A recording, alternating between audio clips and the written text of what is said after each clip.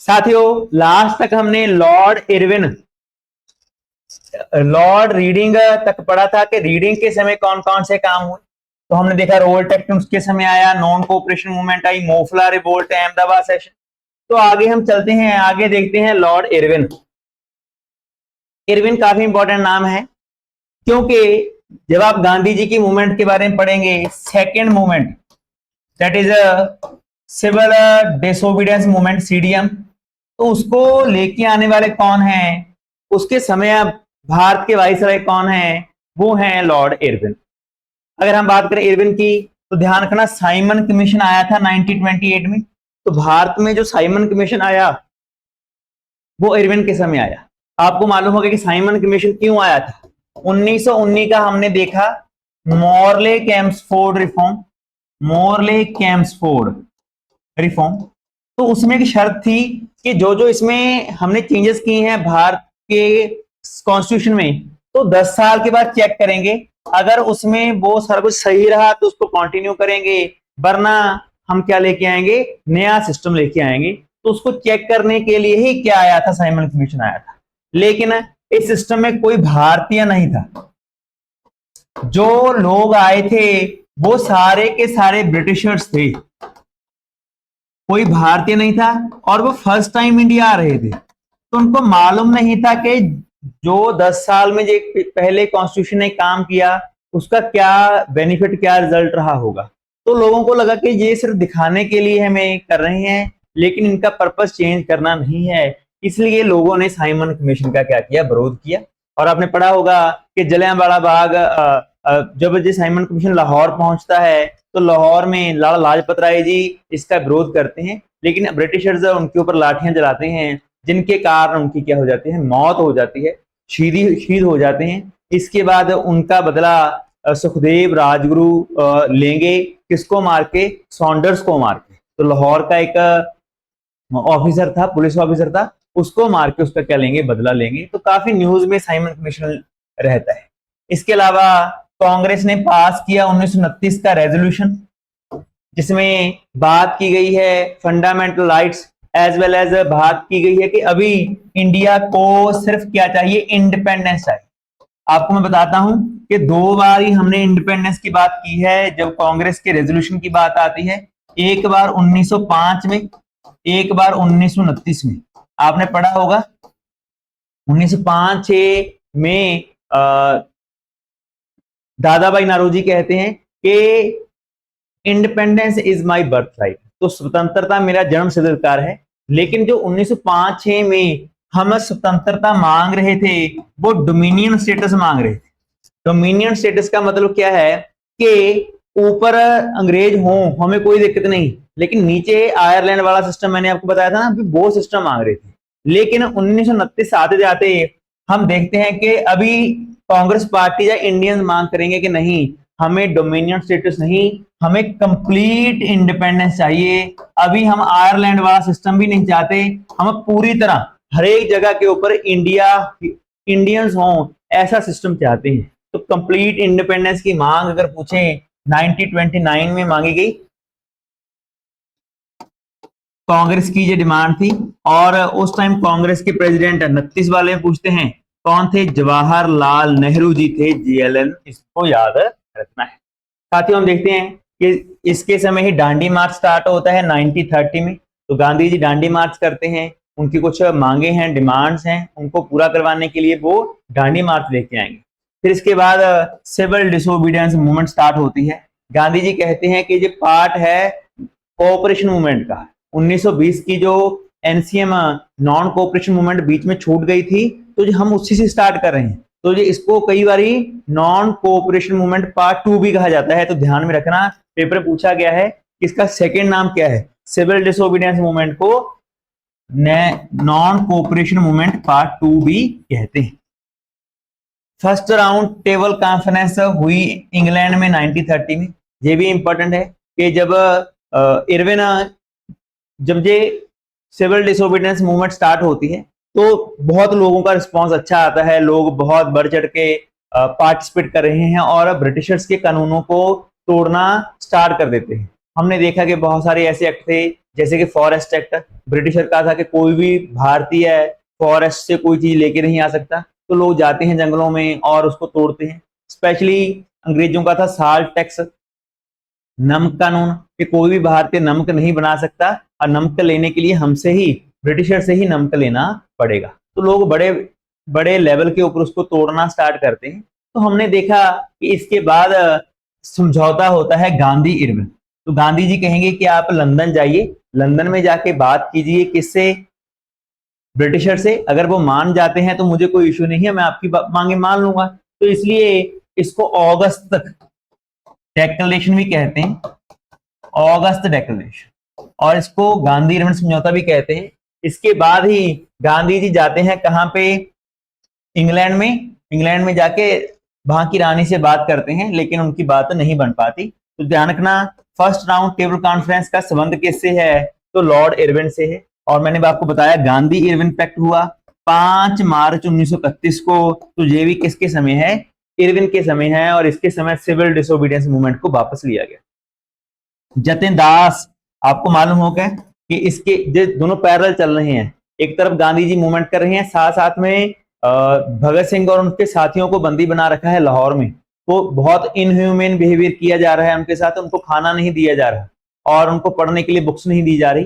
तो हम देखते हैं कि 64 डेज की हंगर स्ट्राइक के ऊपर रहते हैं भगत सिंह और उसके साथी, जो एक तरह की सबसे लंबी हंगर स्ट्राइक होती है भारतीयों द्वारा। तो उसमें एक भारतीय जतिन दास की क्या हो जाती है, मृत्यु हो जाती है, डेथ हो जाती है, शहीदी प्राप्त कर लेते हैं। जेबी की इंपॉर्टेंट फैक्ट है जो एग्जाम में पूछते हैं। आगे चलते हैं। इरविन के बाद भारत के वाइसराय बनते हैं वेलिंगटन। तो वेलिंगटन भारत के क्या बनेंगे, वाइसराय बनेंगे।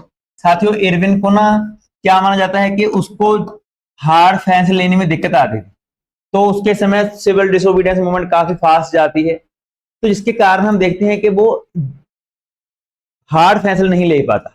तो जैसे ही गांधी जी के साथ उसकी कहने का मतलब हमने देखा 31 में क्या होती है, civil disobedience movement pact sign होता है। इसके बाद ही ब्रिटिशर क्या करेंगे, वेलिंगटन को लेके आएंगे। तो वेलिंगटन को भेजा इसीलिए गया था कि वो हार्ड स्टेप्स उठाए, ज्यादा हार्डशिप शो करे और क्रूरता से लोगों को मारे, ताकि लोग आवाज ना उठा सकें, इसीलिए वेलिंगटन को भेजा गया। इसके टाइम याद रखना है, सेकंड राउंड टेबल कॉन्फ्रेंस होती है लंदन में 1931 में। इसमें गांधी जी पार्टिसिपेट करते हैं। ध्यान रखना, क्वेश्चन आएगा कितनी टेबल कॉन्फ्रेंस हुई हैं, 3 टेबल कॉन्फ्रेंस हुई हैं, लेकिन गांधी जी ने सिर्फ एक में ही पार्टिसिपेट किया है। कौन सी वाली में, सेकंड वाली में। तो गांधी जी सिर्फ सेकंड वाली में पार्टिसिपेट करते हैं।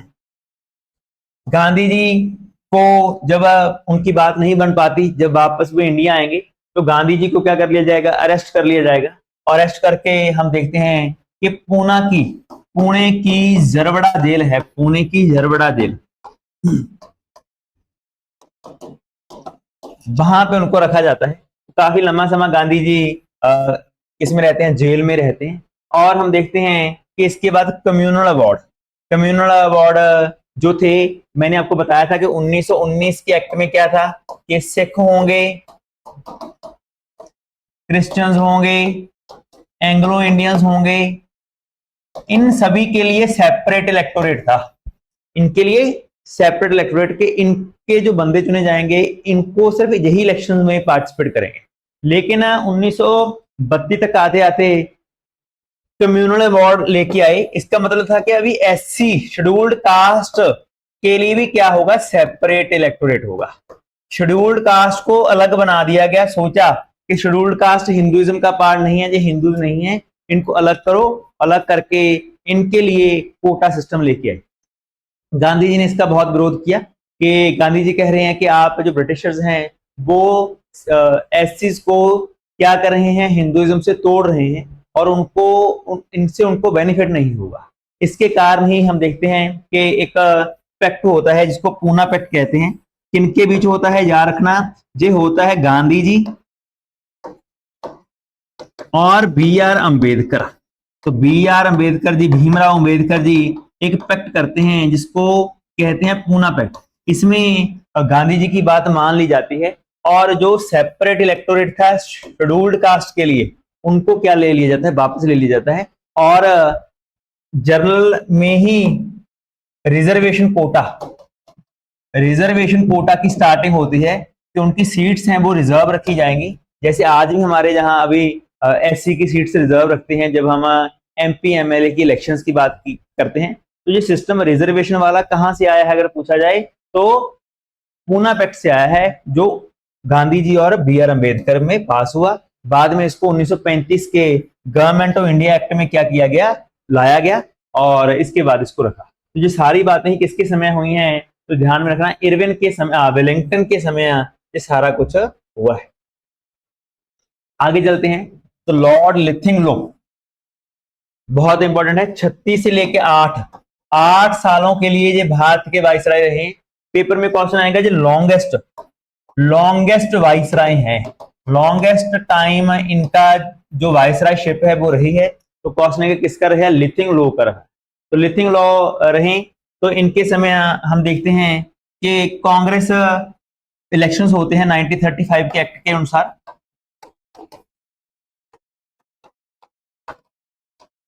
एक्ट के अनुसार क्या होते हैं, इलेक्शंस होते हैं।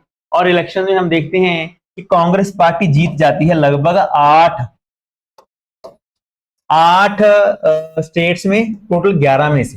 तो 11 में से 8 स्टेट में कौन जीतेगी, कांग्रेस जीतेगी।